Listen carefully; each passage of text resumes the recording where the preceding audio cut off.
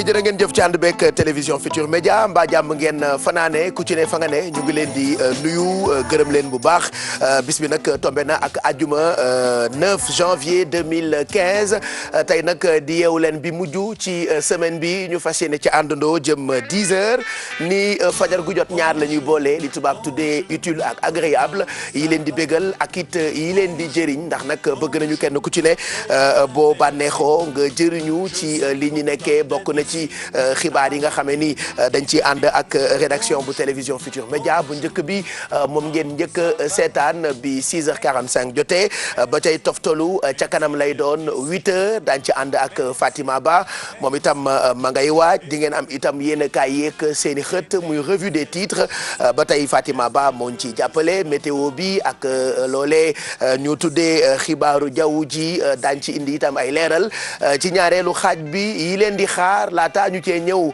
ak ñi ma ci àndal Fatima Ba la ñuy nuyu garde-vous nga def de ah. ba jàmm nga fanaane. ça va jàmm rek.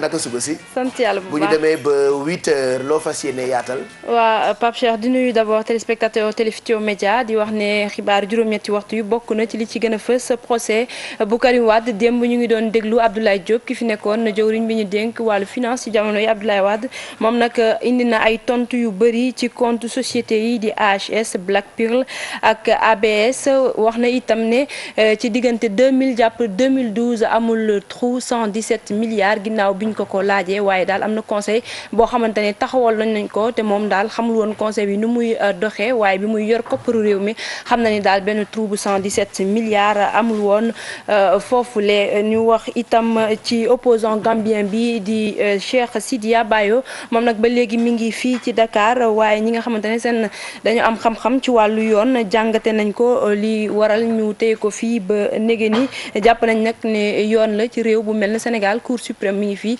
lépp loo xamante ne dafa jëm ci wàllu yoon moom moo koy tranché rawatina moom ci statut bi mu yor du réfugié nekk fii waaye avocat bi di maître Bamba Cissé moom daal jàpp na ni ñu jàppee client am bi du yoon dinañu wax itam ak MEDES mi taxaw rek ngir ab fonds de garantie bu cercle des investisseurs loolu yëpp nag aju ci secteur privé yi société yi ci nekk ni ñu yëngatoo ak coppite yu ñu bëgg indi dinañu wax itam ci dëkk bu tudd Budi Sakho nekk ci commune bu Nguer foofe nag ay coow moo fa juddu jëm ci wàllu suuf diggante daal ki nga xamante ni moom moo di chef de village bi ak askan wi fa nekk Pape Cheikh lii la ñuy yaatal bu juróom-ñetti waxtu jotee. bu soobee yàlla kon ci kanam nga koy waajal nga koy yaatal ñu ngi lay xaar bul demagum ndax di nga ñu jàppale léegi ci yéen kaay yeeg seen i xët ni àjjuma bu jot docteur Massamba Gueye tey ñu amati mbégte rek àndandoo ak moom ci yeewu leen bi docteur ñu ngi lay nuyu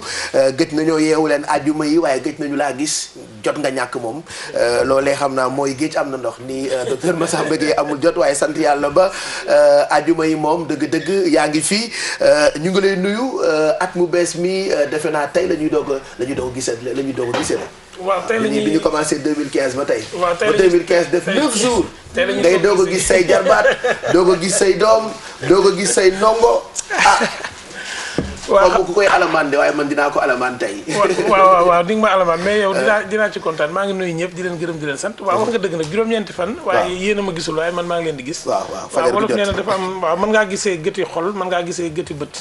waaye lii sàmm moom bu gëjee ci gétt ba rek. xam nga lu ko waral la muy sàmm jub. ah kon macha allah waaw sant yàlla bu baax. waaye terewulaa doon jàngalekat li tubaab naan jàngalekat jusqu'au bout des doigts ndax day toog di superviser rek. comme ni mu yoree njabootam ak xam naa da ngay bañ boo demee ci yàlla mu laaj la ndax yar nga leen ni ma la ko sante woon. dala koy laaj daf naan la ba nga nekkee TFM. lan moo taxoon nga gis lii te waxoo ko. moo tax it fajar bu jot ñu dund loolu. waaw ci lu rafet nag ak ci lu safaanu. macha allah lu mu ci mënti doon maa ngi gërëm ñëpp di leen ñaanal yàlla. li ma koy wax rek yàlla nañu yàlla sàkkal lu sakkan loo xam ne dootuñu sàkku ci kenn ku mu sàkk incha allah waaw may ñu wér ak wérle léegi bu ñu ñëwee ci yéenekaay yi dina may xët yoo xam ne ni dinañ ko tànn xam nga taskatu xibaar yi moom ku ci ne ak sa savoir faire te yenn saa yi ñu génnee ay titres yoo xam ne ni dafay neex ba nga xam ne ni même bu la xibaar ba intéressé wul da ngay bëgg a jënd yéenekaay bi loolay di ngañ ci jàppale ba noppi itam xam ak xamle am nay kàddu wolof yoo xam ne ni tànn naa ko di nga ci indil ay gindiku bu ma deful faute. di nga ci indil ay gindi wala ay gindiku la ñuy wax. man damay gindi. waaye yow da ngaa bëgg a gindeeku. waaw kay gindeeku wala gindiku nag. mën nga ne gindiku mën nga ne gindeeku. ndax ay forme concentrée. ça dépend ci ni ma koy prononcer. mu ngoog d'accord donc yooyu yëpp di ngeen ci gindi bu ca kanamee Bessél itam mu ngi toog ni àjjuma bu jot ak carnet de voyage fajar gi nag àjjuma yi duñ jël horaire bi fa ñu toog rek la ñuy toog mu indil ñu ay secret wu benn dëkk.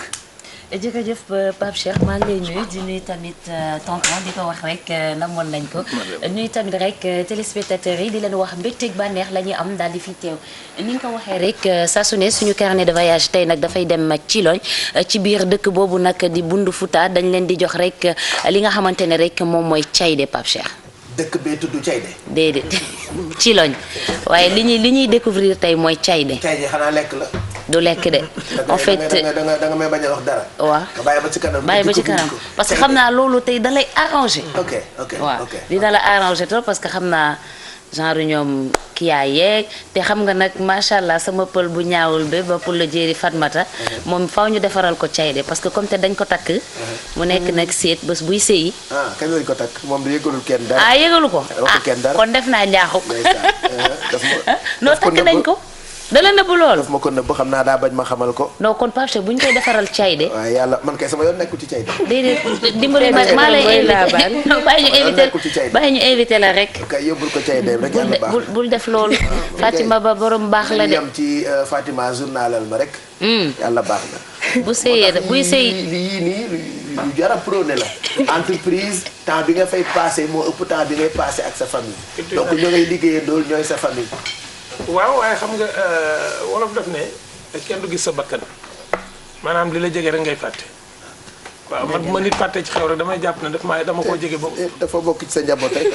waaw waaye xam nga fi mu ne nit comme day génn kër gi dem maanaam dafa jógee ci kër gi. war a dem léegi ñun nan fexee rek ba mu ñemee dem. ndax fi mu ne boo ko meree sax bëggut a dem na dañ maa mere du ma dem. bare xale bu bëri kersa la. macha allah kersa dafa am solo ci gone Fatima donc Bessél ci kanam kon nga wax ñu lan mooy cayde ak dëkk boobee nga ñuy yóbbu Kya Aidara itam ajum bi tey ñëw na def grand mbubbam man foogoon naa ni mënoo ko waaye ndeke mën nga ko. waaye ndànk rek bi docteur a ngi toog de. bonjour docteur. règlement intérieur bi waaye dafa am règlement intérieur. mais macha allah waaw da nga yem ci saari gàtt yi rek d'accord alors di nga ñu indil Diop Diop ñenn ci suñu xarit yi ak seen i CV ba noppi itam wax ñu njëriñu li ñu tuddee huile d'argan wala d'argan. bien sûr Pape Cheikh donc li ñuy def d'abord c'est de jàll ci Diop Diop bi nga xamante ne moo ñu permettre ñu sélectionner ñaari CV ci CV yi ñuy yónnee ñi suñuy candidats yi di yónnee. joxe quelques conseils et également après parler de bien-être donc avec l'huile d'argan dinañ wax ci huile d'argan fu mu jógee lan mooy bienfait am ak yan utilisation lañ ciy def. jeex na kon huile d'argan ak njëriñam ak it jóg job ci kanam lay doon ak Kya Aidara El Hadj Mbaye Garmi moom itam mu ngi wàcc bu ca kanamee ñu àndandoog moom ci fàttaliku dafay dox ci ñi fi newoon daan def yu baax ci réew mi bëggul kenn fàtte leen donte fàtte xaju fi ku fàtte nag El Hadj Mbaye Garmi fàtteli la ci kanam lay doon. ndax mu ngi ci yoon bi ba noppi itam Alfi ni fajar gu jot bu ñu duggee ci waañ bi tey nag daf ñuy indil yu baaxam yooyu muy beignet four à la crème pâtissière. oui Pape Cheikh déedéet beignet fourré. beignet fourré Pape Cheikh. donc bonjour ñi ci plateau bi. bonjour ñi seetaan Pape Cheikh. ma démarré ak pâte bi parce que pâtu beignet la pâte levée la dafa soxla temps bu muy am pour mën a lever. moo tax donc koy fanaanal des fois. non le temps que ngay defar rubrique bi di ñëw rek mën naa ko defar teg ko nii. muy jug le temps que ngay wax muy funki wax. waaw bul ragal wax di. donc Pape Cheikh on va faire des beignets fourrés à la crème pâtissière. donc ci kanam rek ma wan leen nan laa defaree pâte bi. ñu yeggali ko rek ci rubrique cuisine. d'accord beignet fourré à la crème pâtissière ci kanam lay nekk ak Alfi ba noppi itam oustaz Pape Hann ci waxtu wi ma nga dëkk bu ñu naan Kaolack xam nga foofee fu nu gàmmoo ba noppi te bis ba bu delsee dañuy dox ci ngénte la wala gàmmuwaat dañu àndandoo ak moom en direct ci dëkk bu sell boobu di Medina Baye tey sax lu ëpp ci suñu ay programme foofee la ñu koy amalee en direct li télévision télévision Futur Média defoon ci gàmmu gi defoon ko itam ci màggal gi ak it ci bépp xew-xewu diine tey jii itam daf ko bëgg a defaat ci lay am ci dëkk boobee di Kaolack Pape Hann nag ma nga fa toog ci waxtu wi nag ma ngay branché ak defaruwaat bu ko defee bu ñu ko fekkee fa mu ne mu mën a pare bu ko defee mu waxtaan ak ñun ci gàmmuwaat gi ak taxawaayu njabootu Baye Niass yëpp foofee ca Medina Baye ci kanam lay doon ak kii di oustaz Pape Hann ñu jàll ci yéenekaay yi ak ni ñu xëyee tey ak seeni xët Fatima Ba wax nga ko lu jëm ci coowal ki fi nekkoon ministre des finances dafa mel ni wax na ndax yéenekaay bi di Grand Place loolee la def ci xëtam bu njëkk ni 117 milliards manqué na mais ñu ngi ko bind ci tubaab ni Abdoulaye Diop ancien ministre des finances brise le silence il ne manque pas 117 milliards mais 3 points de suspension noonu la Grand Place xëyee tey. waaw Pape Cheikh xam nga comme moom la ñu doon wax argentier bu gouvernement Abdoulaye Wade moom Abdoulaye Diop démb moom la ñu woolu woon ci procès bu Karim Wade ca palais de justice ñu doon ko déglu moom nag dafa daal di xamle rek ne 117 milliards trou 117 milliards amul diggante 2000 jàpp 2012. waaye nag am na benn conseil boo xamante ne taxawaloon nañ ko am na ñu fa daan yëngatu yoroon budget ak loolu budget boobu moom contrôlé wu ko mais lu mu mënti wax moo di ne 117 milliards yooyu ci bi muy nekk ministre des finances moom gisuñu ko foofule waaye am na loo xamante ne peut-être romb na cëram wala dépassé na ko moom loolu géré wu ko bokkul ci domaine am foofu am na conseil bu mu taxawoon peut-être bu amee lu réer wala dara wala lu ñu luubal ci conseil boobu lay doon mais du doon moom bi muy doon ministre des finances. voilà yéenekaay bi di Walfadjri moom xëyee na ak taxawaayu kujje gi jëm ci président Macky Sall ci coowal ArcelorMittal Walfadjri def ci xëtam ni opposition bi bind na kii di Macky ba noppi itam saisir na Cour suprême mu ngi ko bindee ci nasaraan ni affaire ArcelorMittal l'opposition écrit à Macky et saisit la Cour suprême. waaw mu mel na opposition bi ñoom dañu noppiwul rek ngir bàyyi affaire ArcelorMittal bi dañ cee fas yéene dem ba jeex donte seen secrétaire général Abdoulaye Wade sax moom moo njëkk xam nga génnee ay preuves wax ne Sénégal nangam la ci am ci koppar ni koppar yi dugaluñ ko fi ñu ko war a dugal ni ko jawriñ bi ñu dénk wàllu koom bi ak finance xam lee di Amadou Ba léegi nag dañoo saisir njiitu réew mi daal di koy bind bëgg ñu wax ni léegi dañoo bëgg ñu gindi leen waaye gindi askanu Sénégal ci coow loolu aju ci wàllu ArcelorMittal ñaata la ci Sénégal am réellement ak koppar boobu fan lañ ko dugal moom loolu lañ bëgg a xam. yéenekaay bi di Populaire ñëw na ak xëtam ci Benno Bokk Yaakaar taxawaayu président Macky Sall ak ña mu àndaloon ca élection 2012 ya jëm ci 2017 mu bind Macky pris à son propre jeu noonu le Populaire xëyee tey. waaw xam nga Macky Sall ci 2012 bokkoon na ci Benno Siggil Sénégal boobu xam nga moom bokkoon na ci ñi nga xamante ni dañu doon bañ candidature unique moom président Sall ba loolu sax taxoon coalition ba tas ba ku nekk demal sa bopp léegi nag moom dafa mel na loolu lay bëgg a imposer ci biir coalition Benno Bokk Yaakaar maanaam parti yi ñu fa nekk ñoom bu ci kenn maanaam am samp sa mbër bu wote 2017 yi jotee mu mel na nag moom président Macky booy xool dafa mel ni dafa wax benn mbir bu ca njëlbeen laata muy falu mu ñëw bëgg a wax le contraire bu mu faloo ba noppi parce que avant muy falu candidature unique bi arrangé wu ko woon tey jii mu falu am ñoo xamante ne ay parti yoo xamante ne dañoo bokk ci coalition Benno Bokk Yaakaar ay parti yu mel ne PS ay parti yu mel ne AFP yooyu parti war a mën a demal seen bopp mais président ni bu sañoon parti yooyu yëpp dañuy bootu ci ginnaawam ngir bu demee ci wote 2017 yi mu mën a jël raw gàddu. yéenekaay bi di Le Témoin xëy na ak bénéfice su douane li mu dugal ci 2014 bi mu ngi toll ci daanaka 570 milliards collectés ci 2014 Témoin ci xëtam mu ngi ko defee ni recette douanière plus de 570 milliards collectés en 2014. douane moom xam nga loolu mooy liggéeyam wutal nguur gi xaalis waaw mel na ni ñoom li seen rôle loolu ñu ngi koy def bu baax a baax ndax li ñuy dugal ci koppar fii ci Sénégal am na solo lool yéenekaay bi di Témoin xëy ci recettes yi nga xamante ne dugal nañ ko ren mu toll ci 570 milliards ñu am ko ci atum 2014 bi mu nekk nag montant bu takku boo xamante ne nguuru Sénégal soxla na ko jamono yi rawatina ak projet yu bëri ñu am aju ci wàllu plan Sénégal émergent. yéenekaay bi di Libération xëyee na ak ab enquête boo xamee ni mu ngi ko def ca nanu géré kopparu mairie bu Guédiawaye mu def ni foofee ñoom ñu ngi ko tuddee au royaume de la magouille.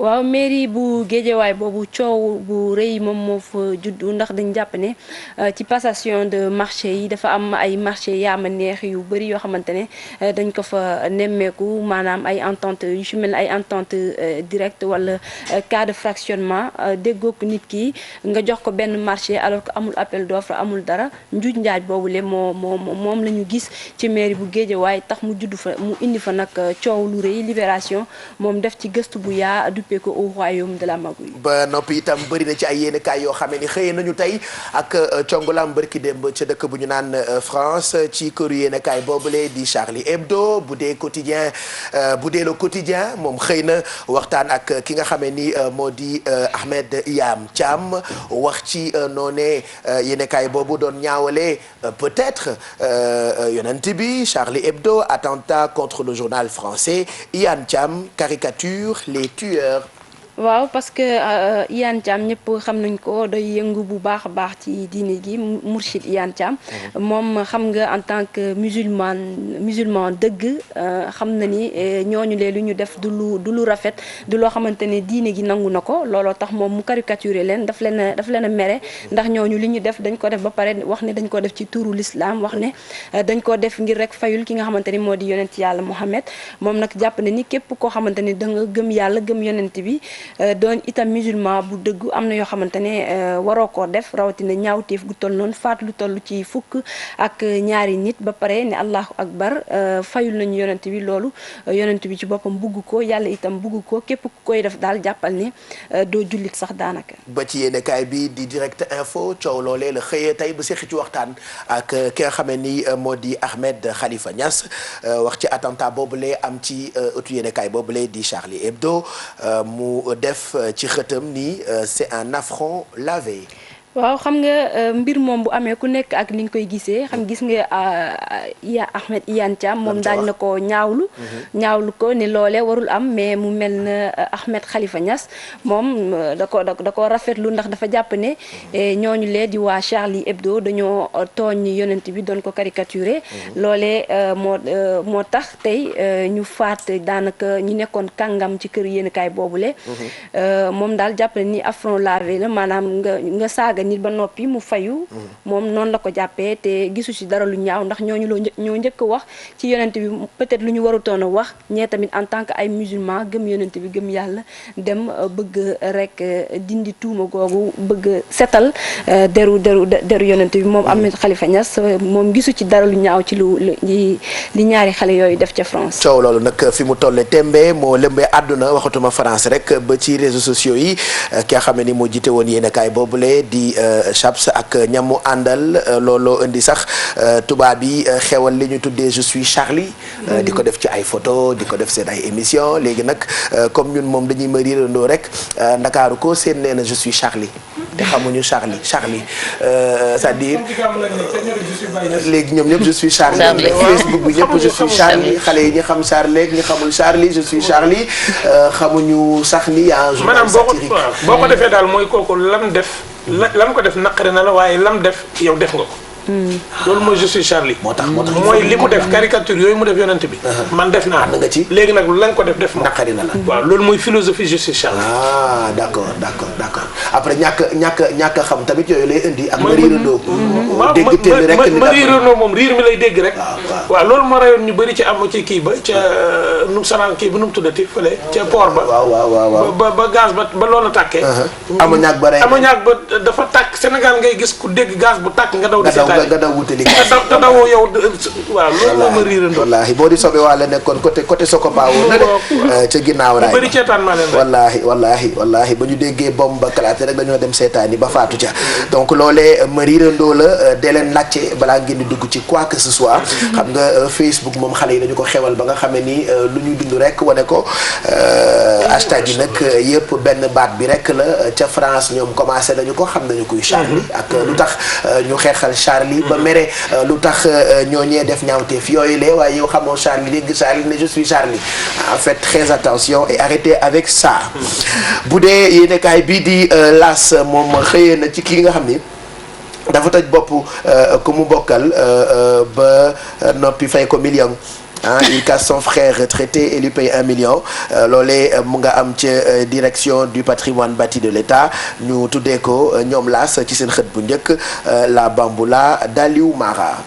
waaw je pense que il case retraité man dama foog ne il casse la non bamboula ay il casse plutôt son frère loolu yëpp il a casé son frère voilà waaw Pape Cheikh loolu yëpp ci ay njuuj njaaj la rek yoo xamante ne nemmeeku nañ ko ci yenn kër yi ay nit yoo xamante ne dañ leen di dénk yenn poste de responsabilité yi ñu nekk fa war a liggéey waaye di luubal koppar yi di ko dugal foo xamante ne waruñu koo def di si jàppale seen njaboot bàyyi li leen taxoon a jóg loolu comme li ñu gis léegi ci mairie bu Guédiawaye bu mu indi coow lu rëy loolu mu mel na daal ba tey sénégalais yi dese nañu daal am culture de travail bu ñu leen dénkee poste de responsabilité ñu war a mën a liggéey bàyyi di jiital ay mbokk ak i xarit ba tey daal mi ngi fii te loolu xamuñu nag ne day delloo réew ginnaaw waaye du ko avancé loolu gëstu boobu nag mën ngeen ko fekk ci yéenekaay bi di L'As kooku mu bokkal nag dafa dem à la retraite ba noppi mu dugal ko ca bërëbu liggéeykaay ba di ko fay lu toll ci million enquête am na ab gëstu boo xamee ni mu ngi ko jagleel wàllu trafic ak ñi nga xamee ni ñoo ciy dox fii ci Sénégal diggante aéroport Dakar ak Bamako bërëb yooyu yëpp nag trafic boobule dafa gën a dox enquête def ci xëtam ni le nouveau visage du trafic. Trafic boobule Pape Cheikh dafa dox lool dafa jéggi dayoo fu mu toll nii mën nañ ko wax démb rek maa ngi ci benn yéenekaay OCRTIS di kuréel bi topp rek lépp lu jëm ci wàllu drogue ñi jàpp dealer yi ak yooyu ne ren ci atum 2014 bi jàpp nañu ci lu toll ci 20 tonnes yamba ak xaw ma ñaata kilogramme drogue ak yi ni mel mu mel ne daal léegi drogue bi Sénégal ni mu fiy dugg see dafa bëri dafa am solo trafic bi nag doy waar lool ndax daanaka fépp la xale yaa ngi koy def mag ñaa ngi koy def ñëpp a ngi koy def enquête nag xëy def ci gëstu bu yaa ndax trafic bu am solo la loolee jëm ci wàllu drogue te ñu jàpp ni sax baaxul ci wér-gu-yaramu xale yi ñi koy jëfandikoo ak ñi nga xamante ne sax ñoom ñoo koy jaay seen place nekk ci prison. bu dee yéenekaay yi nga xam ne ñooy dox ci wàllu tàggat yaram Stade Quotidien moom wax na ci waajtaayu Coupe d'Afrique des Nations ak ni ñu jaaxlee ci Sadio dina ñëwam du ñëw ñu ngi def ni clubam mu ngi ko bloqué te moom jot na football lu toll ci 25 minutes démb ba noppi itam tane na maanaam il se porte bien loolee la yéenekaay bi di Stade def ci xëtam bu njëkk tey.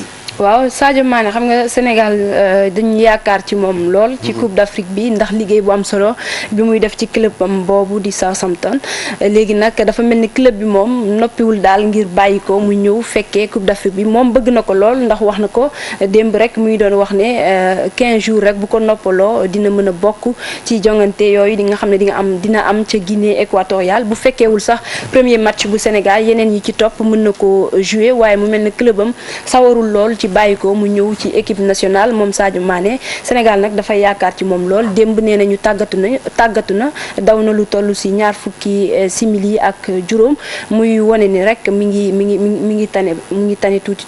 voilà loolee la Stade yéen kay xëyee tey ñu jeexal ak sunu làmb moom nag mu ngi def ci xëtam bu njëkk nataalu Balla Gaye 2 ba noppi yi ne Balla Gaye 2 moom rek a nekk VIP ci année blanche bi 9 ans dans l'arène 19 victoires et 3 défaites ak photom xam nga suñu làmb moom ci làmb rek lay dox.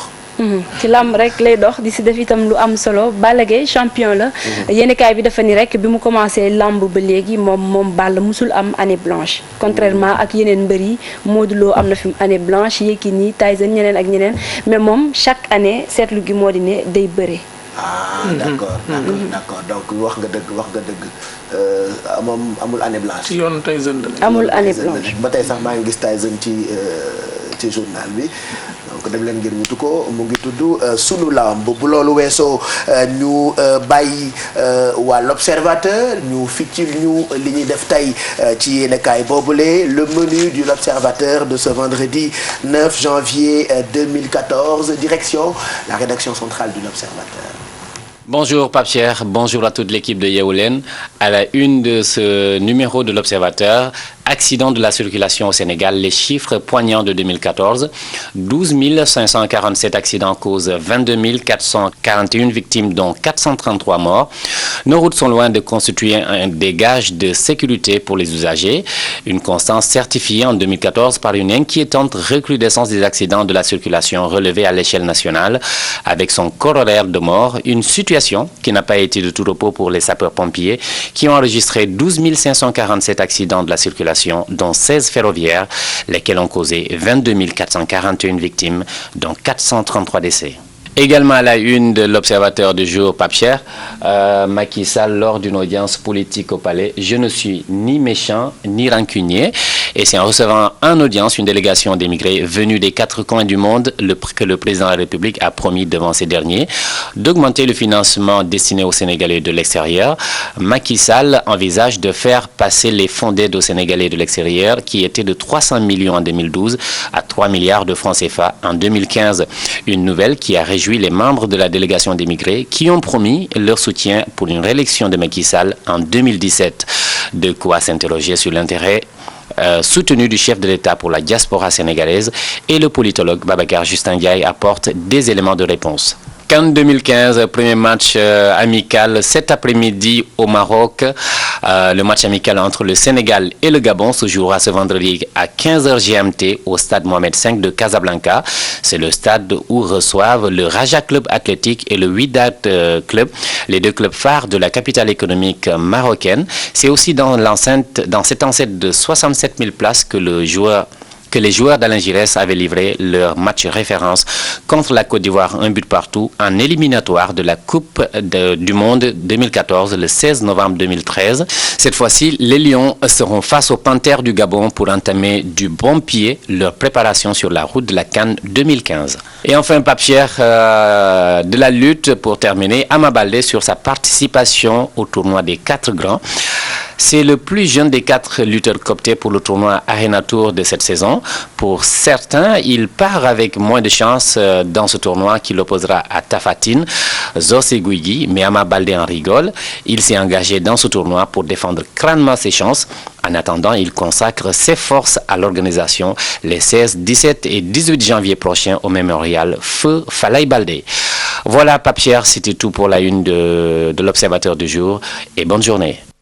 Bonjour Pape Cheikh, Abdoulaye Diédhiou, merci. Nous remercions toute la rédaction de l'Observateur. C'était comme ça le menu de ce quotidien tey vendredi 9 janvier 2015 ñu ngi leen di ñaanal bëccëg bu neex àndandoo ak ñun ci télévision Futur Média ngërëm ñeel kon ñooñee nga xam ne ñoo nekk ca l'Observateur nga xam ni fexe na ba doon yéenekaay bi gën at mu jot nag succès yéen a koy def yéen lecteurs yi loolee ñu ngi leen koy gërëmee fi léegi ay minutes ñu ñëw ci ñetti xët yi nga xamee ni tànn nañu ko mu attirer attention wu docteur Massamba Gueye en attendant El Hadj Mbaye Garmi yegsi na fàtte xaju fi de te dëgg-dëgg àjjuma yi ko fàtte nga fàttali ko.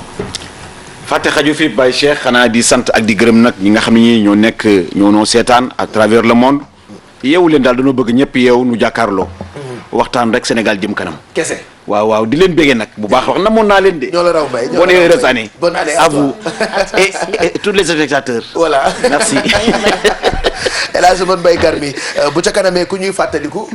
waaw ñu ngi fàttaliku nag koo xam ne kii doomu Kaver la. doomu Ndar la. waaye Pape Cheikh commentaire bu xam naa daal bu ñu ci àggee itam du bari. di ajatu Ñaasa Mbeng bu Baye Souleymane Mbeng bu Mama Yaari. tey daal kooku daal mooy toll suñu fàttaliku daal. ci bés bi nga xam ne mooy bésu ajuma ji. nekkoon nag sa jigéen. nekkoon itam kàngam ci wàllu politique fii ci réew mi ajot Ñaasa Mbeng di ndar-ndar bu mag de. ndar-ndar bu mag la defe naa ci kanam boo ci soree man tamit naa ci xuus. waaw dëgg la ndax sorewu la waaw xam wër na àddina. waaw dëgg la kon na biir Ñaasa Baye Souley mu ngo kon ci kanam kookee la ñuy waxtaane xam nga exemple la lay mën Mbaye Garmi di jël àjjuma yi di ko wonale ak yéen ñi xamul ñooñu waaye ñi leen xam nañu seen njëriñ ci réew mi ak jaar-jaar bu riche bi ay exemple lañu bu doon suñu sago ku fi baax ñu donn la wala ñu toppandoo la ci ay jikko yooyee nag duñu koy fàtte ak El Hadj Mbaye Garmi ci kanam lay doon waaye laata boobu ak Fatima Ba dañu jàll rek ci jaww ji tey nag yeewooti nañoo ak peex naam sax tey gën na tàng sax démb selon météo. waaw Pape Cheikh bu ñu xoolee sax ba température yi côté température moom daanaka coppite bu bëri amu ci ndax température yi daanaka fi ñu yemoon démb rek la ñu yem température yi bi gën a mag ba tey ci suba teel gi fii ci Dakar la di 20 degré bi gën a tuuti ca bët Saalumu réew mi ca Kolda 14 degré Saint-Louis dina am 17 degré Podor 18 degré Matam 20 degré Louga Linguère 17 degré Diourbel 17 degré Kaolack 17 degré Tambacounda 19 degré Ziguinchor 18 degré di ci diggu bëccëg gi nag naaj gi dina génn un peu partout ci biir réew mi diggante 10 heures jàpp 11 heures naaj bi dina xaw a tàng tuuti su ko defee nag boor yi ñetti waxtu yooyu température yi dañuy yéeg tuuti yéeg ba yegg si 37 degré di température bi gën a mag ca Kédougou lay doon bi gën a tuuti 26 degré fii ci Dakar lay doon Saint-Louis dina am 31 degré Podor 32 degré Matam 34 degré Louga Linguère 33 degré Diourbel 34 degré Kaolack 34 degré Tambacounda 34 degré mu mel ni ci diggu réew mi daanaka région yëpp ñoo yem climat ci mel ni Linguère Diourbel Kaolack ak Tambacounda foofule région bu ci nekk 34 degré ngay am Ziguinchor moom 33 degré lay am Kolda 36 degré peexum fajar geek guddi gi mi ngi fii ba léegi waaye ci diggante Ndar ak Ndakaaru jàpp bët saalumu réew mi di Kolda Kédougou ak Ziguinchor foofee lañu ko gën a nemmeeku ñu wax ci lu jëm ci géej gi nag jamono ji dafa wàcc te loolee mi ngi door bi juróomi waxtu ci fajar tegalee ñaar fukki simili dina wàccaat itam bu juróomi waxtu ci ngoon tegalee ñaar fukki simili géej gi dina yéeg bu ci kanamee bu 11h tegalee ñaar fukki simili ak juróom dina yéegaat itam bu 11h ci guddi tegalee ñeent fukki simili ak juróom ci ñi nga xamante ni dañuy dem géej faral di wuti jën jàppale ni jamono yu gën a baax moment yu gën a baax ci journée bi 4h07 6h07 loolee wéy na romb na waaye bu 16h tegee 31 minutes ak 18h31 minutes itam dina doon ay moment yu am solo ci nappkat yi nga xamante ni dañuy dem géej wuti jën jant bi dina fenk bu 7h tegalee fanweeri simili ak juróom-ñaar daanaka jamono ji rek ñu ngi yaakaar itam mu soo bu juróom-benn waxtu ci ngoon tegalee juróom fukki simili ak juróom-benn Pape Cheikh lii mooy li fi gën a fës ci xibaaru jaww ji. mu ngoog kon loolee la ñu mënoon jàpp tey ci température rek ñoom seen defe naa war ngaa mën a daw ca ginnaaw ndekki def sa yu baax bu ko defee fileek 8h nga dellusiwaat ci plateau bi jukkil ñu xibaar yi 7h43 mbokk yi mbaa jàmm ngeen fanaane bu dee yéen a ngi ñuy doog a dab ñu ngi àndandoo ak yéen ca fajar ba tey jëm 10h yeewu leen bi mujj ci semaine bi ak fu ngeen mënti nekk ñu ngi leen di ñaanal week-end bu neex ci télévision Futur Média moom nag ñaare laata xëtu yéene kaay ji lu xibatam day jafe lool waaye àjjuma yi bu xëyee na ci gis yoo xam ni quand même dafay attirer attention boobu muy docteur Massamba Gueye bu njëkk bi titre yéene kaay bi di direct info la alors ñu ngi ci gis nataalu kii di Ahmed Khalifa Niass alors xët bi boo ko xoolee ci nasaraan ñu ngi bind Ahmed Khalifa Niass wax na ci attentat ba am ci këru yéenekaay boobule di Charlie Hebdo ñoom nag seen xët ñu ngi ko def ñaari couleur bu jaune ak bu rouge suma juumul lii daanaka couleur u tomate la bii couleur u moutarde c'est un affront lavé. waaw léegi xool ko comme ngay dawal oto nekk ci circulation lu mu lay jox. alors su ma ko dee xool nekk ci circulation. nga ñëw taxaw ci feu bi lu mu lay jox. jaune bi. feu orange la lay jox après nga am rouge. waaw léegi rouge boobu mooy deret di tuuru. d'accord ci Charlie Hebdo bi. ok. léegi affront bi. ñoom bi ñu ko defee dañ fa dem lakk ko. biñ ko lakkee artu leen. artu boobu moom lañ symboliser noonu. maanaam artu woon nañ leen. bañ nañoo dégg caricaturé waat nañ voilà caricaturé waat nañu léegi seen deret tuuru na avertiroon nañ leen waaye ñoom dañoo dëgëroon bopp apparemment biñ dëgëree bopp nag lavé nañ affront bi waaye en français gis nga li français lu mu xawee kii dañuy wax laver un affront réparer injustice corriger une erreur gis nga buñ ne un affront lavé expression bi moom moo am doole en français. D'accord. Parce que laver un affront mi ngi jógee ci en français ci moom moo indi duel bu fekkente ne ci France moom dafa dellu ci seen culture. pour titrer. D'accord. ñoom bu la daan nit daan def dara. da ngay dem jël xeej mu jël xeej wala nga jël épée mu jël épée ngeen jàkkaarloo deretam tuuru wala sa deret tuuru. D'accord. lii la ñuy wax ak ceddo ceddo du ko gëmut yàlla. ceddo mooy koo xam ne fu ko ngorom bàyyi mu dee fa. Sénégal nag dañuy juum ne diw ceddo la maanaam diw gëmut yàlla déedéet. ceddo mooy ki nga xam ne ngor rek moo ne ci moom.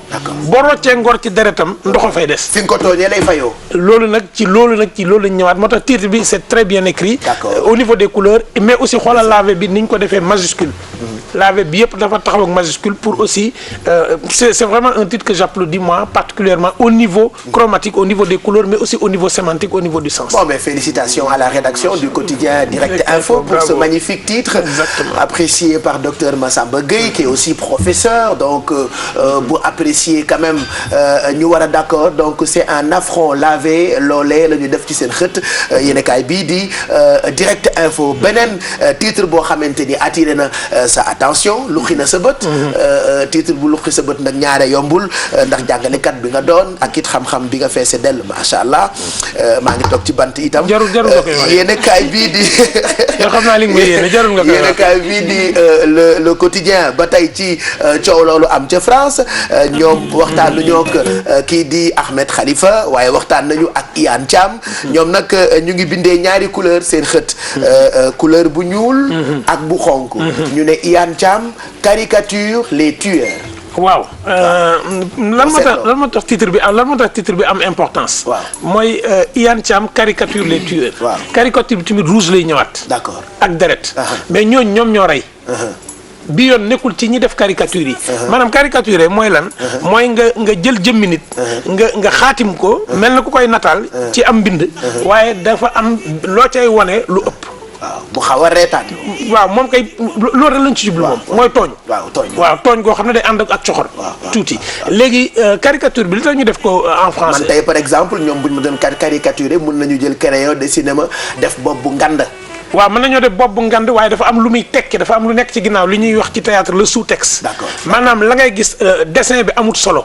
waaye la ko wundu. xeetuk ñaawal la. waaw kay maanaam jël dinañ ñëwaat léegi ci kanam. ci troisième titre bi nga gis. il faut nga wax ñu. dinañ ñëwaat ci titre bi. mais xoolal caricature bi en rouge. caricature bi rouge. ña nga toujours ca deret ja tuuru. waaw waaye bii ñi rey la.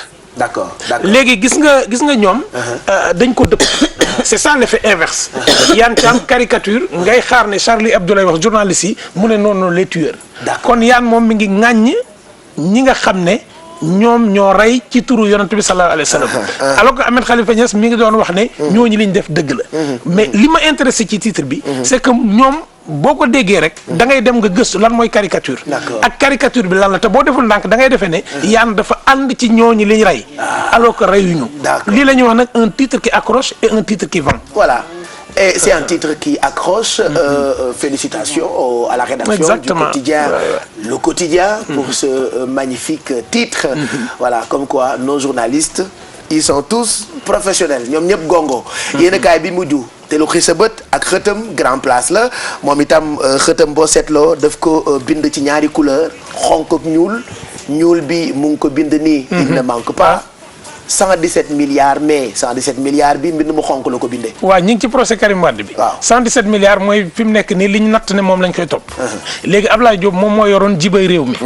moo yoroon jibo ji yor gafaka gi yor sàq mi. jiboy réew mi mooy lan. jibo mooy poos. d'accord poos si réew mi waaw gafaka nag mooy li nga xam ne moom la ñuy wékk fas wi pour mu lekk ci te keneen du ñëw jël ko. sàqum réew mi mooy sàq mi mooy grenier bi. d'accord moom moo boole woon yëpp ministre de l'économie du finance moom moo yor jiba ji. moom moo yor sàq mi moo yor gafaka gi. waaw ndax bu ñu joxut duñ lekk. ay ndombay tànkam diisoon na lool. waaw léegi gis nga. am na maanaa lool Mbaye. 117 000. yàlla nañ la dénk jiba ji. amiin waaye nag danañ ci ñëwaat léegi li tax sàmm di jaayi nag. li tax sàmm di jaayi nag danañ ci ñëwaat léegi. waaw li tax sàmm di jaay nag moo tax sàmm du dem kaso. ndax li nga tiim ak li nga moom du benn. bokkul de. te fan yëpp dégg naa ay nit ñu ñuy jàpp ci lu ñu leen dénk ñu tiim ko defe ne ñoo ko moom di ci jël. ay poos sax kenn du ko jaawale. déedéet kenn du ko jaawale waaw fexeel ba poos ba ngay dugal sa loxo. bu ca jiit ne gis nga fii Pape am na loo xam ne en français moom la ñu tuddee la réticence. waaw maanaam junju. xam nga il ne manque pas 17 milliards. ñu def 17 milliards en rouge teg ci mai. ba pare def 3 points de suspension. loolu la ñuy wax la réticence. d'accord gis nga réticence boobu. junju kon ci tubaab réticence la ñu ko tuddee. waaw réticence lañ ko tuddee. d'accord waaw mën a nekk suggestion. maanaam suggérer quelque chose. yaa ma ne woon ma ne la te neetootoo ma. man da gis naa ko ne ma te yaatee ma ne ko. waaw léegi bu ma ne yaa ma ne woon rek xalaatal bëgg naa la. xam nga bu ma ne yaa ma ne woon bëgg naa la. ma ne la bëgg naa la. te neetatoo ma bëgg naa la te gis naa ko ne ma bëgg naa la. wolof day def yooyu. tubaab it da koy def. maanaam dañuy jël baat bi nëbb ko. léegi réticence bi nii. il ne manque pas mais xam nga mais ku ko wax rek. taxaw daa mel na la ngay wax wóoru la. léegi xoola kuy wax sa doq mooy koo xam ne li muy wax wóoru ko. xoola photo bi ñu teg ci suuf. waaw ma ngay wax doqam de. waaw mooy kiy wax bu mujj muy seet ay baatam. ndeysaan. léegi bu ko defee yow boo ko xoolee day mel ne Abdoulaye Diop li muy wax wóoru ko wala xamu ko. waxati nga dëgg de. léegi doute boobu nag moom la ñuy semer pas ne Abdoulaye Diop day douter waaye yow mi koy liir yow yaay douter ba jënd ko pour sa doute dañ. d'accord. C'est un magnifique titre. Alors. Il est pas magnifique, il est exceptionnel. Ah oui. Il est exceptionnel. Mais bravo à la rédaction donc ça il faut pour ce titre. Bravo. Donc ñetti xët yoo xamante ni lu xëy na bëtu docteur Massamba Gueye bu ci nekk mu indi ay leeral ci lu tax mu lu xay bëtam. gàcce ngalaama suñu taskatu xibaar yi ku ci ne fa nga féete ci sa rédaction yaa ngi bay sa wàll ci waar wi xam nga Demba Waar moom yàgg nañoo jël exemple ci moom. waaw ñaare sax xamuñu ko. waaw ñu ngi def ni Demba Waar daal dégg naa moom ci Dóor waar rek la dëkkoon. maa ngi koy wax Mamadou Mohamed Ndiaye keroog bi premier ministre defee déclaration bi génne def ne au travail. ma woo ko ñu ciy waxtaan. ma ne ko léegi noo ko nar a tekkee ci wolof. mu wax ma tekkin bu jub yoon. ma ne ko man de bu ma sañoon boo koy tekki. da nga naan rek premier ministre bu ngeen ko tuddee leen ko Baye Demba Waar. ndax bu ngeen bëggee nit ñi xam fi ñu jëm. da ngeen di jël Baye Demba Waar mooy ka nga xam ne. moom dara waaru ko waar maanaam étonné. lu dul waar wi. waar mooy lan boo jëlee tool. bu daan ñëw ci tool bi dañ koy dagg. buñ ko daggee ne Pape Cheikh yaa war a bay carré bii. ne kii yaa war a bay lii. Massamba yaa war a bay lii. Bessel yaa war a bay lii. kenn ku ci ne la nga war a sa responsabilité familiale ci rédaction bi. sa chronique mooy sa waar. léegi nag moo tax wolof ne lii de doy na waar. maanaam lii ma yor nii. doy na ma soxla ñu ne déedéet lii koy ëpp na tool. ndeke waar la. moo waral loolu yëpp ak tool. waaw kay cey wolof day bay. mémoire gi de. xam naa ni daal Massamba dina tax gars yi balaa doon titre ci léegi danañ ko xool. waaw quand même ndax daal bokk ci titre yi. ak dëgg de journal bu rek war na ko bëgg. alhamdulilah kon daal macha allah. waa tey boo doon titre jotaay bi Mbaye noo koy titre. am maanaa rek. ala daw me waa kay yooyu defe naa am na solo mbokk yi lii rek lañ leen di baaxee fajar gu jot ak couleur yeewu leen 7h53 mooy doog a jot faamaa ngi ci ginnaaw bu fekkee pare nga yegg si léegi nii ñu enchaîner ak fitness comme ni ñu koy defee su bëgg jot ñu ngi ci ànd nag tey ak Rahma Damba fitness juste le temps d'un jingle.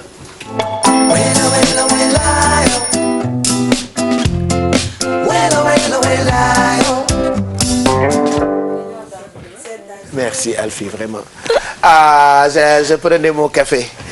waa Fama na nga def. maa ngi fi rek naka suba si. ça va alhamdulilah yaa ngi ci jàmm. sant alhamdulilah sa délégation riche na. gis nga Rachida rek moo nangoo ñëw ak man. voilà alors tey lan nga ñu proposé. tey dañuy def gym avec poids. gym ak poids. waaw boo amul poids sa kër. nga jël sa bouteille yu ndox. téye ko waaw nga téye ko. parce que mën na la jëriñ ko. waaw mën na la jëriñ parce que il faut mu am lenn lu diis lu nekk sa loxo yi. waaw d'accord parce que muscle yi la ñuy travailler waale. ay te gym ak poids. waaw.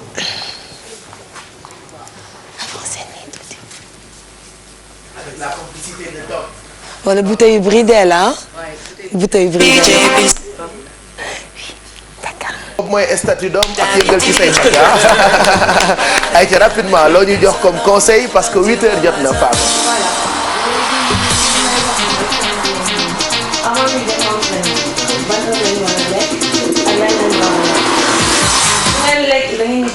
avant ngeen dem entraînement. Par exemple soo waree dem entraînement 17h kon lekkal avant 15h.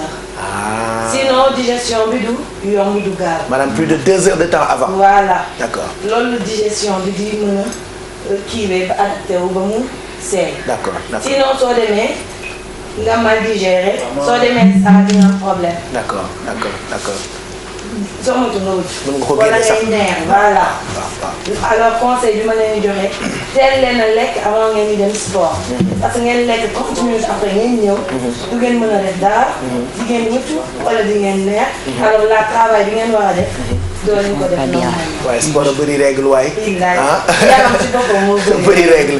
merci beaucoup Fama ñu ngi leen di gërëm bu baax. je rappelle que mën nañu leen fekk salle de sport bii di Rahma Damba fitness bis bu jot ñu ngi proposé ay cours yu am solo 8 heures jot na dañuy jàll ci xibaaru suba gi.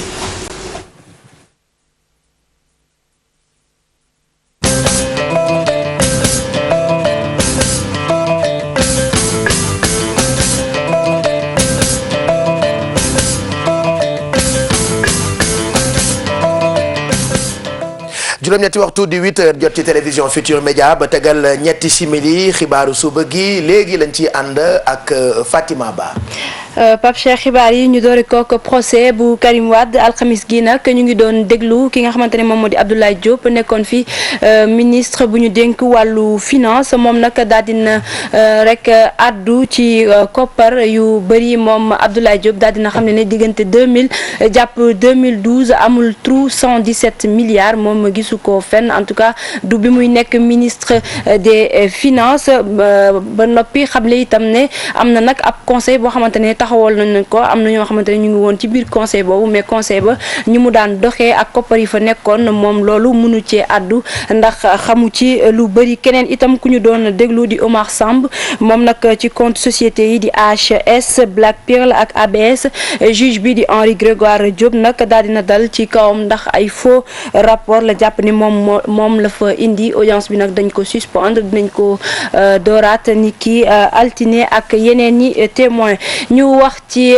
mbiru opposant gambien bi di Cheikh Sidiya Bayo moom nag article 73 alinéa 3 bu loi organique bu 2008 moom moo ko téye fii ci Ndakaaru moom moo tax mënul génn Sénégal moom Cheikh Sidiya Bayo ay avocat am nag daal dinañ déposer ab recours ca Cour suprême léegi nag ñu ngi xaar xool ana fan la wànnent di mujjati gëttam maître Bamba Cissé ak ñi mu àndal li ñu bëgg moo di ñu niilal arrêté ministériel bi nga xamante ne moom moo tax ñu téye fii Cheikh Sidiya Bayo fii ci Ndakaaru dinañ jot seen tontu nag fileeki juróom-ñetti fan dañ ci ànd ak reportage Fatidia. mbirum Sidiya Bayo mujjee feneen fu ñu ko doon xaaree gannaaw ba ñi koy layool dugalee ab requête ca Cour suprême moom Cour suprême sax mbir mi ngi ci ay loxoom. ñu ne nag lu jëm ci délai de recours ak recours bi day tax sax ñu xaarandi. article 73.3 dafa ne bu fekkee ne nit dañ ko war a génne mu def demande pour contester arrêté bi ko war a génne wala acte bi ko war a génne cour arrêté boobu amatul objet. loi organique moom dafa nekk différent des lois simples parce que dafa nekk loi boo xamante ne day compléter constitution loolu moo tax ñu nekk loi organique. loi la boo xam day ñëw préciser ay articles yu nekk ci biir constitution. Sidiya Bayo nekk di xaar Cour suprême am na juróom-ñetti fan ngir joxe ab dogalam requête bi nag greffier en chef xamal na ko autorité administrative bi. Cour suprême am na 8 jours pour àtte loolu pour xool ba xam arrêté bi tegu na ci yoon wala tegul ci yoon. arrêté bi jël nañ ko mais comme saisir na Cour suprême kenn mënagu ko exécuter. moom arrêté boobu foog ñu nekk ba Cour suprême addu ci. ci jamono ji ñuy àddoo moom mi fare ci kujje gi te fekk baax réewum Gambie mi ngi ci loxoy njiiti Sénégal bu nu sukkandikoo ci ñi seen xam-xam màcc jëm ci wàllu yoon tëye gi ni ko tëyee jar na ñu leeral ko ndax moom deful benn infraction. bu fekkee ne affaire mel ni am na saisir nañ ki nga xam ne moo war a àttee mais nañ ko bàyyi mu dem. Sénégal nag dafa mel ne amul régime juridique bu clair ci situation yu mel nii contrairement à la France su nekkoon France d'abord dañ lay yóbbu ci un lieu de rétention bu 48 heures passé da nga war a génn foofu ñu yóbbu la centre de rétention. ñi layool Sidia Bayo ne ñu ngi am yaakaar waaye téye gi ñu ko téye rafetlu wuñ ko benn yoon ñoom sax nee ñu dañoo sàkku lépp lu jëm ci yelleefam ak sañ-sañam. Fati Dieng conseil municipal bu Kaolack nag dañ ko daal di niilal ndax dañoo jàpp ne dañoo respecté wul loi bi soxal wàllu parité maire ba ak premier adjoint bi moom lañ fa bàyyi waaye ñeneen ñëpp daal di nañ leen rek dàq fi mu toll nii nag cour suprême li mu bëgg moo di ñu installé waat beneen conseil municipal boobule maire yi ma fàttali ne Mariam Sarr moom moo ko jiite dañuy teewlu maître Daf ay kàddoom ki ko taataan di Dissa Préra. bi ñu jógee Kaolack bi ñu demee Kaolack dañu dugalee recours bi parce que dañoo jàppoon ne conseil municipal bu Kaolack respecté wu lu ñuy tuddee parité mu daal loi sur la parité et son décret d'application bi cour d'appel Kaolack bi décidé dafa ne que loi boobu ak décret boobu ci conseil municipal application bi yombul donc mënuñu am possibilité pour appliquer ko parce que du yomb wala dafa jafe nit ñi def recours dem cour suprême bi ñu demee cour suprême tey ci dogalam bi mu génnee tey cour suprême nee na effectivement que dogalu cour d'appel boobu dafa violer la loi sur la parité et le décret d'application de la loi sur la parité parce que tout simplement de loi boobu ak décret boobu dañoo ne bépp kuréel boo xam ne dañ koy voté wala dañ koy tabb ci voté dafa war a nekk parité donc mu gis ne ci conseil municipal bu Kaolack bi parité bi respecté wuñ ko au moins ci ñaari premier poste dañuy respecté parité bi yeneen yi respecté wuñ ko mu annulé décision Kaolack bi léegi nag li ci topp mooy yeneen poste yu conseil municipal bu Kaolack bi dañ koy reprendre dañ koy voté waat sur la base de l'arrêt rendu aujourd'hui ci arrêt bi Cour suprême rendre tey li ci des daal mooy li ñu ci jàpp daal loo xam ne tey duñ ko changé moom mooy poste maire bi ak premier adjoint bi. Mouvement des entreprises du Sénégal du MEDES daal dina taxawal ab fonds de garantie du cercle des investisseurs mu nekk nag ab mécanisme bu bees boo xamante ne day booloo décideurs économiques yi liñ ci bëgg leen nag moo di fexe ba ndaw ñi am xëy waaye itam wàññi bu baax a baax limu petites et moyennes entreprises yi nga xamante ne dañuy teel a tëj seen i buntu loole nag ñu ngi ko xamle ci ab cérémonie de lancement bi ñu amaloon niki alxamis bi Maymouna Ndiaye ak Masaya Ndiaye teew nañu fa. ci ni mouvement des entreprises du Sénégal MEDES daal di xaatim ak lëkkaloo lii nag di ab fonds boo xam ni day jàppale entreprise yi nga xam ni ñoom la ñu tuddee diggu doom yi muy guléet nag ci secteur privé bi. ñu décidé dajaloo jël sunu lu ñu am dugal ko ci benn fonds pour mën di jàppale ñoo xam ne dañu xaw a néew doole nekk ci mbirum koom-koom pour yóbbaale leen nag ñu mën am accès au financement. yàlla dogal tey buñ koy lancé aussi ñu signé benn convention ak waa BNDE. fonds bi dina démarrer ci 500 millions jusqu'à 1 milliard et tey loolu nekk na loo xam ne opérateur économique yëpp dañ ko war a topp. ci wàllu financement ak jàppale financement bi nag ñu koy dooree ci 300 000. dafa mel ni ay actions yooyu jënd donc minimum bi mooy 300 000 mooy juróom benn fukki junni mais amul limite mën nga joxe 300 000 comme mu nga joxe 1 million comme mu nga joxe 2 millions mais si li nga joxe si la ñuy sukkandiku boo bëggee leb même ku nekk MEDES ak ku nekkul MEDES tamit boo bëggee ñoo def souscription mu nga ñoo def souscription soo amee projet wala nga soxla financement boo ñëwee ñu jàppale pour nga am financement. fonds bu bees bi gouvernement bi di ko rafetlu nee na dina ci jàppale bu baax MEDES. partenariat public privé boobu dafa nekk lu am solo ndax mooy yoon wi nga xam ni Sénégal jël na ko pour mën a suqali économie pour mën a jàppale nit ñi sur le plan social. gannaaw lancement fonds boobule Mbagnick Diop di ñu xamal ni duñu ci yam ndax semaine yi di ñëw dinañu xaatim yeneen fonds lii lépp ngir jàppale kër liggéeykaay diggu doom yi. Maymouna Ndiaye ñu koy jaajëfal ñu wax ci privé yi yor wàllu aj beeg umra bi ñoom nag ñu ngi sàkku ci nguur gi mu xoolaat bu baax a baax secteur yi ñi nga xamante ne ñoom ñooy yóbbu nit ñi ca Makka ndax jafe-jafe yu metti yi nga xamante ni ujaat yi dañ ko fay dund jëm ci wàllu hébergement restauration bi ak leneen ki jiite organisation bi nag di Safiatou Seck Ndiong moom li mu bëgg daal moo di ne anam yi ñuy demee Makka ak yi ñu fay nekkee gën a yemb dañ ci ànd ak reportage Mbacké Mar Younous Diatta. ay vol yu tardé lekk gu desee baax yeex ki séddale quota yi doon lenn ci coono yu ujaaj yi jànkonteel ci aj gi weesu. tey dañoo def après midi bi pour wone métit yi nga xam ne dafa am ci pèlerinage pour ñu mën a xool lu jàngat ko mën a jébbal autorité yi benn genre mémorandum benn ab këyit buy wone yépp nag ñu jàngat ko wax yan solution la ñu war a jël ba indi ko. nguur gi dogal privatisation wu aj googu soxna si moom di sàkku ñu gën koo saytu. ndax déjà Arabie Saoudite nee na fii léegi ñaar fukki fan dina ubbi système am yeneen pays yëpp ña nga fa système bi bu ubbeekoo ñoom pare nañu ñun actuellement pareeguñu ndax bu système bu ubbee jotaguñu quota jotaguñu dara jotaguñu les régulations qu'on doit faire tout. Arabie Saoudite nar a ubbi aj gi fii ak ñaar fukki fan ñi si yëngu di sàkku ci nguur gi mu teel a séddale quota yi. privatisation ñu ngi ciy wax privatisation naka la ñuy privatiser kañ la ñuy privatiser ak lan la ñuy privatiser parce que il faut ñu fobeere defar ba teg ko ci ay raay su dul loolu naka la ñu koy joxe am na ay exemple ci yeneen pays jox nañ leen ko nanguwaat nañ ko. bari na torop bari na parce que téeméer presque ñaar téeméer naka la ñaar téeméer mën a liggéeyee noonu du c'est pas possible loolu mënul nekk il faut ay termes de référence nga xam ni kii bu feesalee remplir charte yi day mën a nag dem loxo yi set. ñi booloo di yëngu ci aj ak umra doon amal ab daje di ci saytu aj gi weesu waaye tamit privatisation gi. Boudy Sakho ab dëkk la bu nekk ci commune bu Nguer ci région bu Louga foofe nag coow moo fa juddu jëm ci wàllu suuf askan wi daal leen duñu nangooti ñuy sax-saxee seeni suuf loole nag ñu waxtaan ci ki nga xamante ni moom moo di chef de village bi ginnaaw bi ñu jëlee benn site bu nekk ci wetu marché ba bëgg fa tabax ay cantine ak leneen lu ni mel ñu jàpp nag ni site yooyu dañ ko joxoon ndawi gox bi nga xamante ne dañoo nekk ca bitim réew dinañ ci ànd ak Thierno Fall ci suñu yeneen jotaay xibaar Pape Cheikh fii la ñuy yem ci xibaaru juróom-ñetti waxtu yi. Boudy Sakho nag dëkku docteur Massamba Gueye defe naa ñoo diggalay tool de wala. foofu yàgg naa fa rëbb bi. waaw.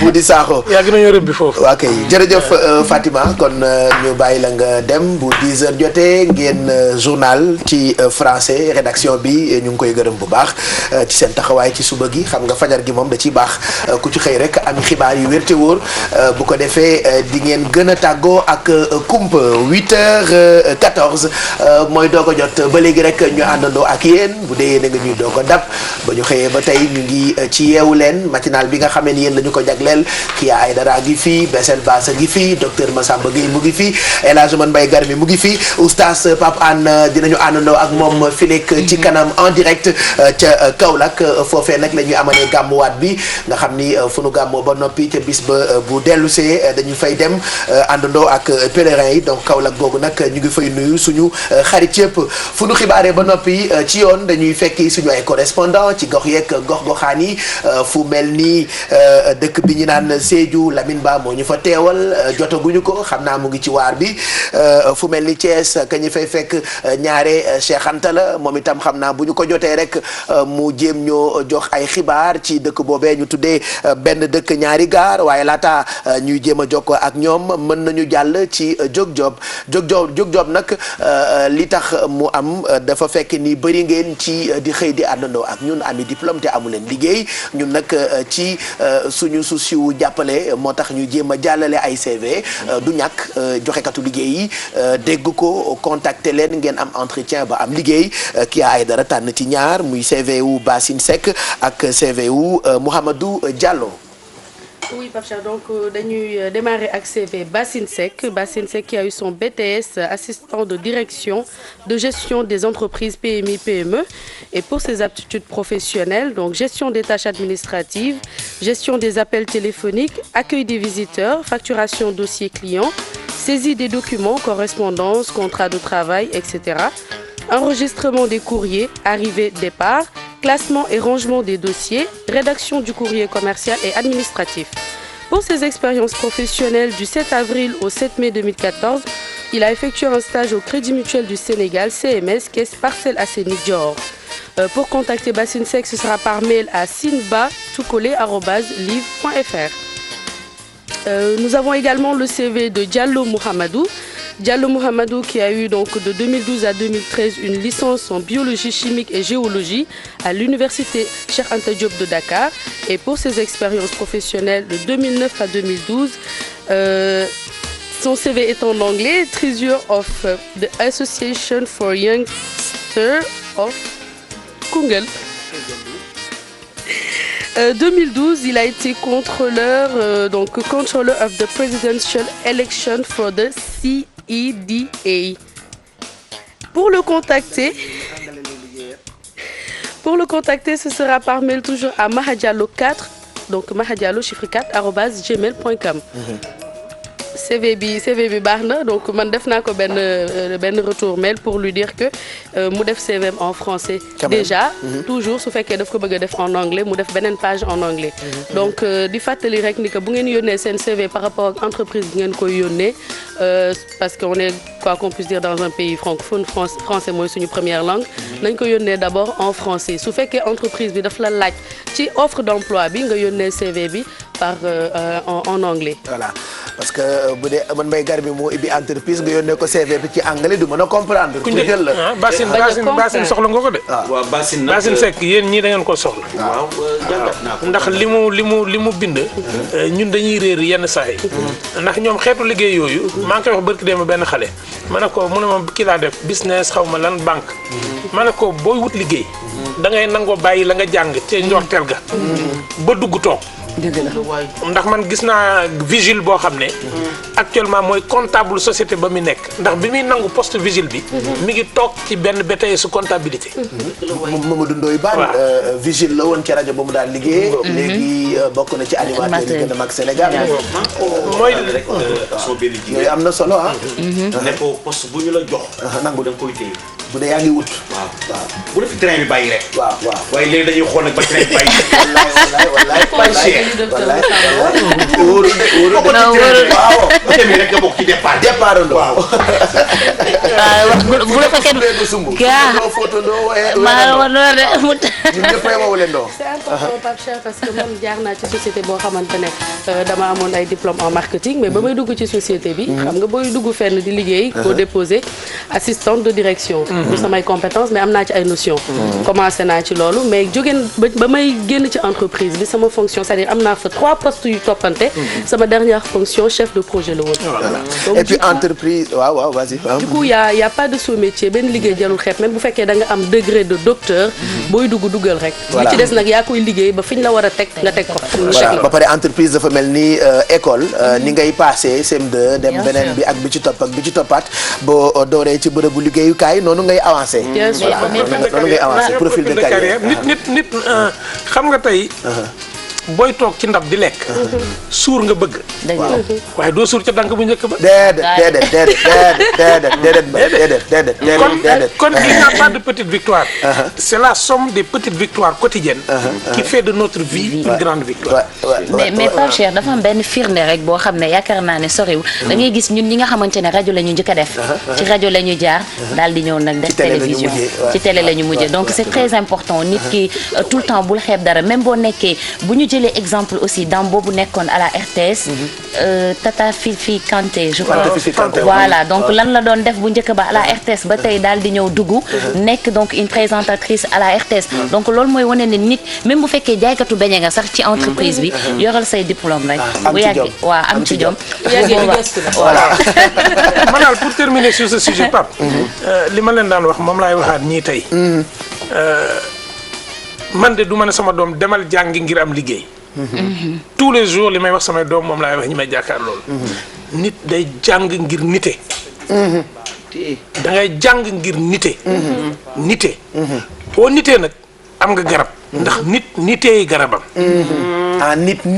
niteey garabam waaw d'accord nitey garabam rafet na lool baax na nangu naa ko waaye la wolof yëkkati woon wolof daf ne nitey garabam ndax boo nitee gën a faju ndax bala ngay dugg ci dara da nga ko càmbar boo ca duggee da nga xam noo cay toogee te boo ca génnee doo rus loolu moom moo tax ma ne xale yi nañ jàng ngir am xam-xam jàng ngir am culture générale jàng ngir am métier bu ko defee nag léegi am nga métier ba noppi waaw président de la république est-ce que métier la déedéet. ah déedéet. ba président Macky Sall di jàng dafa jàngoon pour nekk président. déedéet. waaye tëjul bunt boobu ci wërsëgam. ingénieur la. tey ji demal nga jox ko dara waa Sénégal la fekk ne la kii ñun ñoo ko teggil ingénieur bi. bu paree nag carrière am bu ko neexee mu delluwaat. kon man li ma gëm mooy xale yi nañ bàyyi. dama jàng lii. lii laay def par force. jàng lii ba man ko. defal lii. ndax yàlla moom moo xam nu muy ubbee bunt bi. bunt boobu soo ko ubbiwul nag caabi armoire bi doo ci jot. waaw donc moom daal laay wax ni nii Pape nañ bàyyi wax xale yi demal jàng ngir am xaalis. am liggéey. nañu jàng ngir nite. am xam-xam. voilà. ba noppi kat yàlla nag day séddale moom ab séddaleem la yor rek moom distribution am rek la yore. yàlla mën a séddale. foo coupe rek mu fay. wallaay mbay. boo coupé nag ci xoole. wallaay bàyyi laa xoole. jërëjëf Mbaye jërëjëf docteur 8h22 xam nga laataa ñu jàll ci rubrique yi démb docteur ak El Hadj Mbaye Garmi Bessel Kia Alfi dama déglu benn reportage RFM. RFM nag comme dama koy déglu tout le temps ñoom xam nga dañoo ñame nag gindi nit ba mu tàggoo ak kumpa. ci domaine yu bëri. alors muy déglu Awa Mbaye mu baax mi ma koy déglu muy am lu muy wax lu am solo loo xam ni ñun duñ ciy bàyyi xel. muy téléphone yi ñuy wuyoo. ak musique yi ñuy déglu. da ngay gis sama classe gi dañuy yendoo déglu. yokk mais ndeke yooyu day yàq nopp. ndeke yooyu day feebar nopp. ndeke wuyu téléphone yi ñuy wuyu téléphone gu bëri gi ndeke day feebar nopp. yenn saa yi da ngay gis sénégalais mu yore ñaar ba ñetti téléphone portable. sag la ci ñun. waaye ndeke day indi ay gàllankoor yoo xamee ni musuma koo gis. dina tax nga tëx. dina tax nopp di metti. ndeke ñun daal li ñu nekkee. ñàkk koo farataal baaxul te nopp dafa am wér gu yaram. est-ce que yaa ngi lire notice yi. aw ma habitude bi. voilà comme presque beaucoup de sénégalais kayit gi ci biir portable bi. dañ ko ci bind gis nga am na téléphone yoo xam ne léegi boo ko yokkee. waaw bu tollee fenn fi. daf lay bind message ne la. lii boo ko yokkee ba fii. di ko déglu gu yàgg. da nga ci feebar. waaye man nag sama dëgër bopp. saa yi mu bindalee loolu. dama koy bës ok pare gën a yokk bu dem ca kaw. xam nga lu tax. waaw bët du gis la koy fat. bu ko doon gis du fattu. mais dafa mel ni tubaab bu ñu gën a mën a bàyyi xel ci yenn détails. xam nga lu tax mu def loolu Pape yow taxoo man taxu gaañ dafa bëri. yow taxoo man taxu ma de. ka tax ñu defar téléphone xam nga ñun dañ cee wàll si. waaw ba ñuy defar téléphone ñoom sóoraale wuñ. ñun taxuñu woon de. ndax bindu ci benn wolof am na bu ñu bind notice si Joola wala notice si wolof wala notice si Rafal. amul ñun dañoo siif xam nga ñun dañoo siif dugg ci géew bi. léegi nag boo siifee dugg ci géew. da ngay déglu galanu tëggkat bi. dëgg la de. dëgg la may déggal loolu. tuubeen kon daal tuubeen lañu. waaw kay man sama wax da dul neex. wallaahi du neex waaw xam nga. daa di baara mbay. waaw xam nga booy dugg ci géew bi. ngay dugg ci géew bi fekk ñu nekk ci yaaba. waaw. boo duggee boo ne bërët. nga jóg ak ceebu jën. dëgg la boo daanee loolu taxaw. da nga boo ne ba da nga war a miime rek. léegi nag bu ma daanelee foofu. ñoom dañoo xam ne. nit ki matériel bi nga ko jaay. lu ko ci dal yow yaay responsable. bu dee Europe da ngay porter plainte. boo dégloo ba dem médecin bi ne la sa nopp dafa am problème ndax da nga doon déglu. da ngay porter plainte. ñoom dañ lay mettre ses responsabilités. gis nga téléphone bi ma yor bëgguma joxe marque bi bëgguma ko wane. bi ma ko njëkkee jënd man damaa soog man damay lire notice ba ca dernier virgule ba. gis nga li ma njëkk a jaaxal mooy dañ ne boo ko tegee ci catu taabal ji bu daanoo toj suñu yoon newu ci. bind nañ ko ci téléphone bi. tey tubaab ak appareil. waaw mais Massamba dama lay dog. waaw demal. Cheikh Mahammed Tidiane Al Maktoum. wallaay. dafa ne mën nga sa téléphone bii.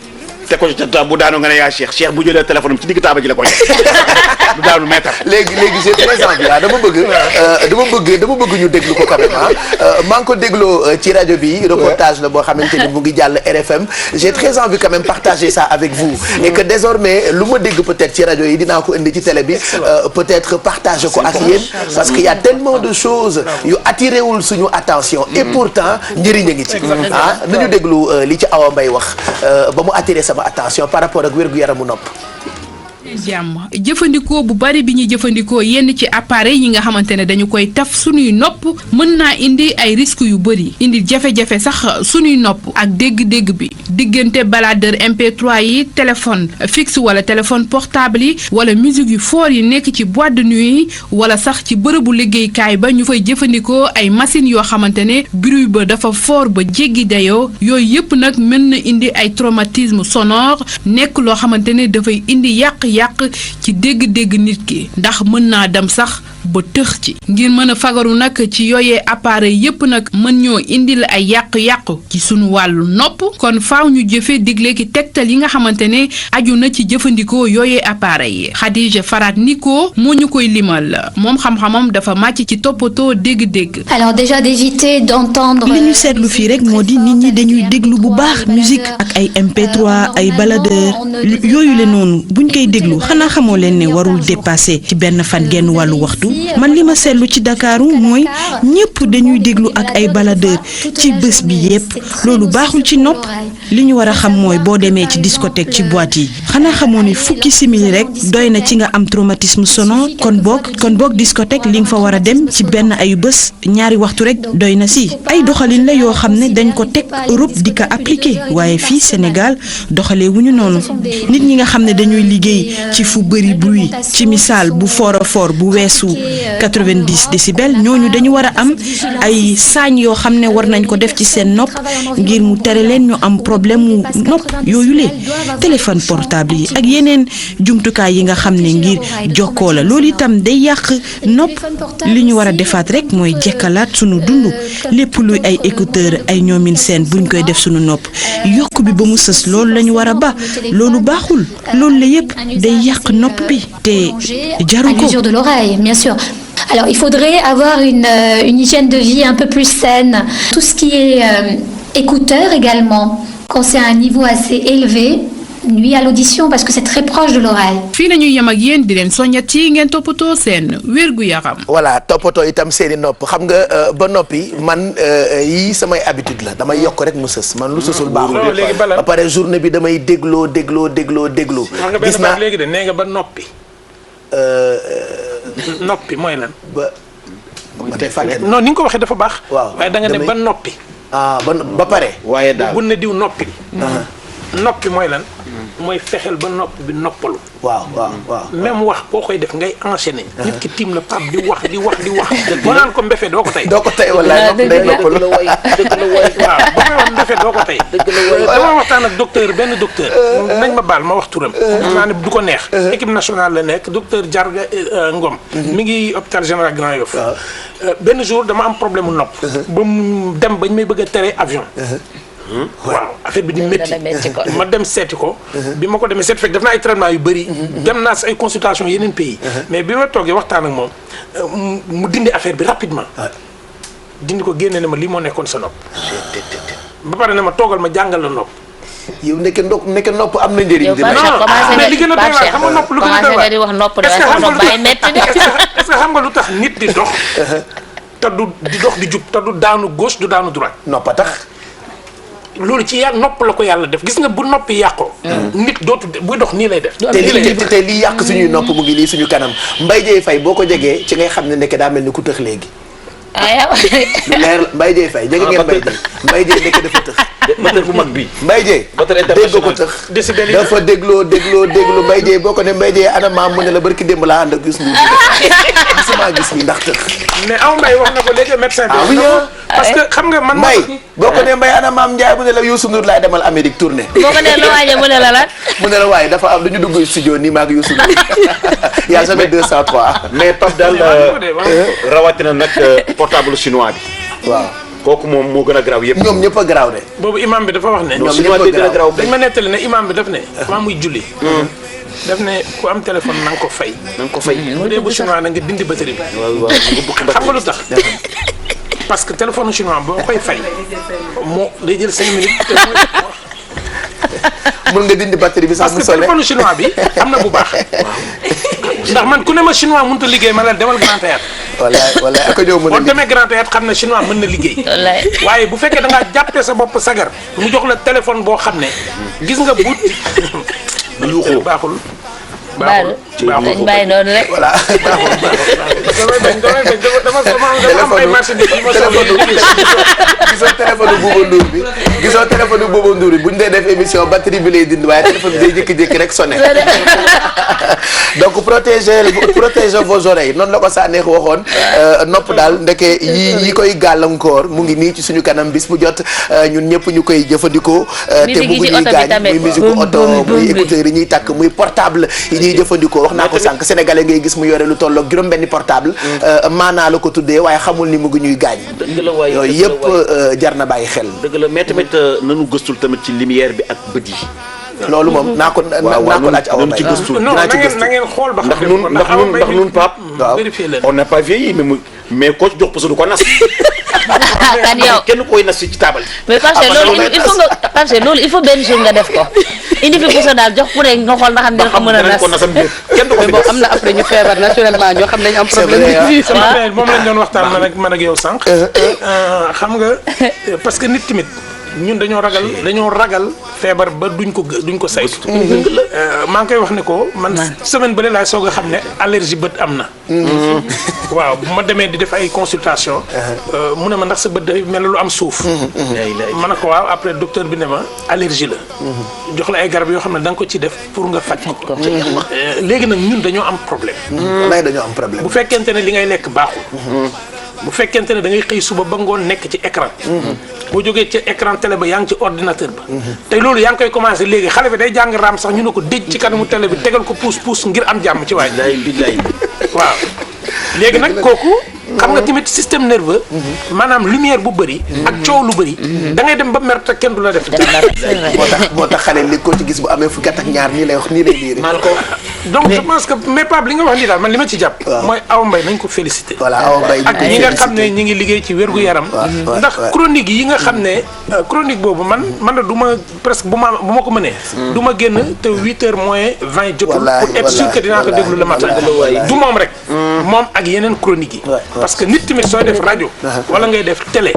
defal loo xam ne comme ñi ngi ree sànq ba léegi ñi ngi kaf man bi may ñëw tey ma sonnoon. mais bu may dem sama bureau tey xam naa ne dinaa am jàmm. nit ki da ngay def bonne humeur. mais la bonne information. la juste information dans la bonne humeur. mais nit ki bu la joxee noppam. dugal ci xel. voilà bu la joxee xelam. dugal ci dal. bu la joxee ak xelam mooy alluram. fexeel ba bu xel wa dakkee. mu bañ a def la sëñ Mansour waxoon borom daara yi yàlla na yàlla yokk leeram. nee na mag man na xelu ndaw waaye bu àkkee dee. déggal loolu lay.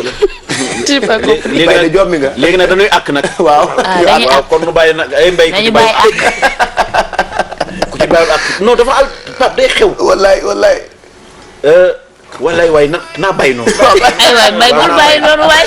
waaw kay kon ñu ngi gërëm waa rajo Futur Média yëpp RFM gërëm tamit technicien bi di Diassé O xam nga Diassé nag moom tubaarkàlla dafa xarañ lool ci liggéeyam di gërëm tamit ñoom Khadim ñoom Vincent équipe boobu yëpp waaye Awa Mbaye itam ñu ngi koy gërëm Ablaye Diop Ablaye Daaro Mbaar ak Madior moom tamit ñu ngi koy gërëm wallaay Ablaye Diop ñu ngi koy gërëm bu baax waaye kenn du Diassé mi nga xam ne ni jàpp na ci donc reportage boobu wala chronique boobu ça a attiré mon attention ce matin quand j'écoutais RFM matin ak ñoom Lisa Dior ak Babacar Fall ci rajo Futur Média donc encore ñu ngi leen di gërëm et puis xam leen ni li ko tàmbalee tey bis bu jot dinañu xool naka la waa RFM di xëyee bu ko defee yéen ñi dégluwul li am ci rajo bi te muy jëriñ ñu baaxee leen ko ci télé bi ndax it yooyu yëpp dafay am njëriñ 8h35 après publicité yi Bessel dinañu yóbbu ci dëkk boo xamee ni la mu ñu wax sànq man xaw ma ko. Cayde. voilà muy Caydi.